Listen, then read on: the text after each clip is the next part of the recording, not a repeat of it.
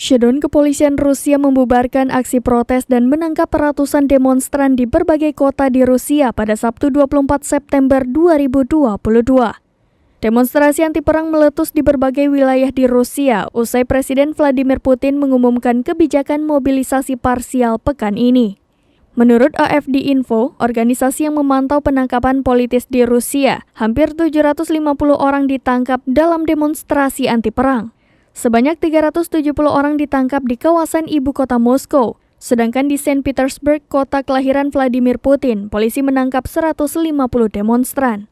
Bahkan, masih menurut AFD Info, sebagian demonstran yang ditangkap masih di bawah umur. Associated Press melaporkan kepolisian diterjunkan ke kota-kota tempat protes direncanakan oleh kelompok oposisi Vesna dan pendukung Alexei Navalny, oposisi yang kini dipenjara Kremlin.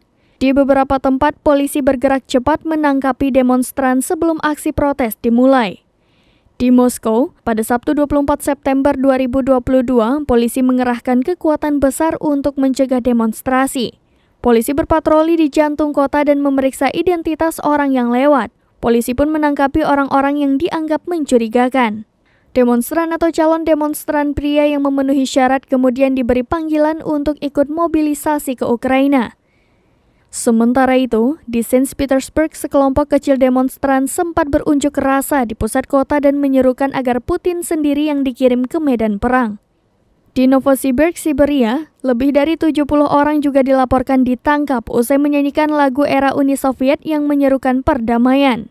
Orang-orang yang menggelar aksi protes individual yang diizinkan seturut undang-undang di Rusia juga ditangkap.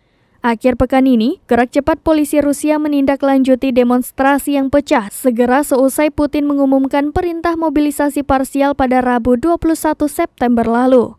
Tengah pekan ini, di Moskow dan kota-kota lain, polisi menangkap lebih dari 1.300 orang. Kementerian Pertahanan Rusia sendiri melaporkan menghendaki 300.000 personil militer baru untuk membantu upaya perang di Ukraina.